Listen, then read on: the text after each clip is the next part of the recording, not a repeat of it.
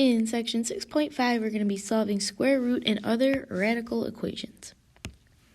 So to start, a radical equation is basically an equation that has a variable inside of a radical, or when you have a variable that has a rational exponent. We're going to look at 4 examples in this video. In the first one, I'm going to be solving for x. My equation is 3 plus the square root of 2x minus 3 equals 8.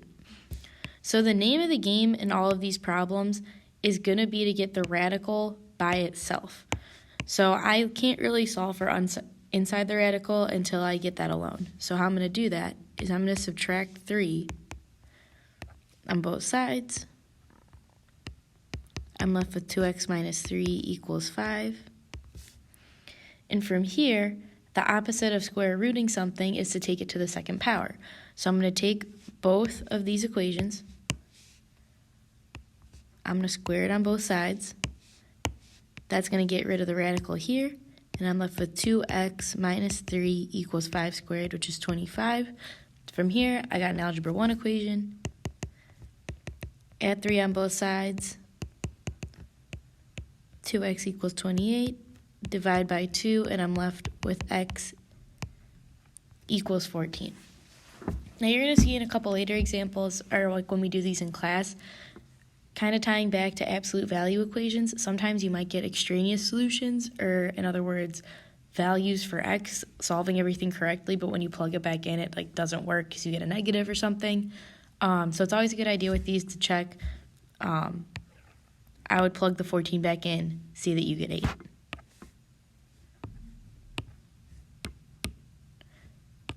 In the second example we're going to look at, again, we want to solve for x. Here we have 3 times x plus 1 taken to the 2/3 power equals 12. So again, I need to get that radical expression by itself. Here in this case, it's x plus 1 to the 2/3 power. And also what we talked about earlier this week, that 3 is not included in that radical. So I'm going to get rid of it, move it to the other side. The opposite of multiplying by 3 is dividing. I'm going to divide both sides by 3. I'm left with x plus 1 to the 2/3 power equals 4. So, from here, what I want to do is I want to get rid of that 2 over 3. So the opposite, what I'm going to do instead, is I'm going to take both of these to the 3 over 2 power. Because I'm trying to think of the reciprocal of that power. When I do this, I'm going to be left with x plus 1 to 6 over 6 is just going to cancel out, and 4 to the 3 over 2 power is just 8. So something kind of weird here, which we'll talk a little bit more in class. Since I'm raising this to the second power before I'm cube rooting it, since the numerator of 2/3 is even, that means that I'm going to have to put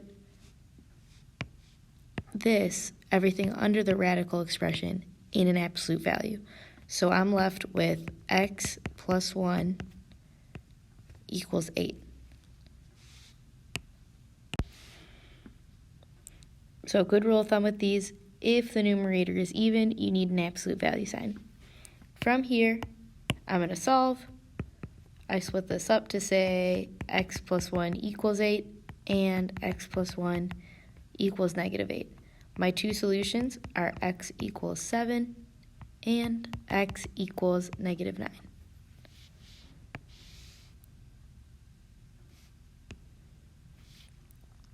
In the third problem, we're going to look at the equation 3 times the 5th root of x plus 1 cubed plus 1 equals 25.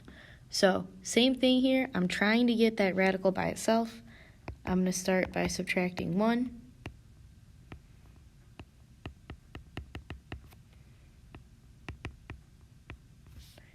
From there, I need to get rid of that 3, so I'm going to divide 3 on everything.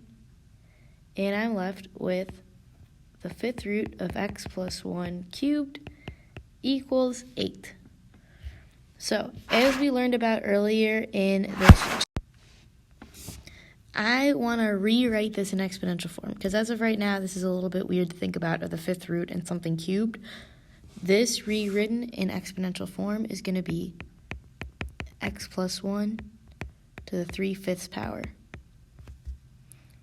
From here, I want to get rid of the radical, so I'm going to multiply everything by the reciprocal. So 5/3, the numerator here is odd, so I don't have to worry about absolute values or anything. That's going to cancel. I'm left with x plus 1 equals 32. So my final answer, x would equal 31. Last but not least, I'm going to solve for x for this problem. I have the square root of x plus 7 minus 5 equals x. Same thing as the last three. I'm going to get that radical by itself.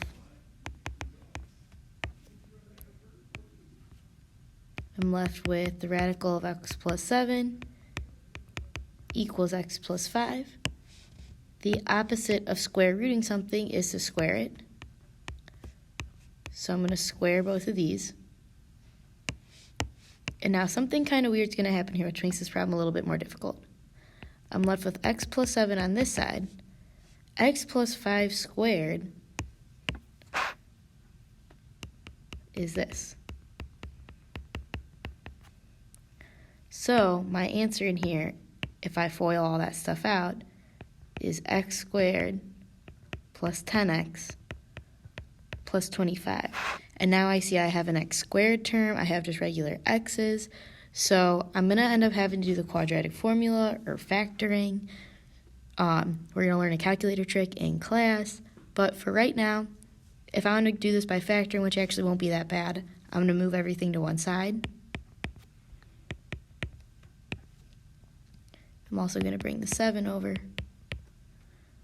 I'm left with 0 equals x squared plus 9x plus 18. I want to ask myself, what two numbers multiply to give me 18, add to give me 9, to kind of space these out into different factors. It would be 6 and 3. And finally, if I set both of those things equal to 0, x plus 6 equals 0, my two solutions for x is -6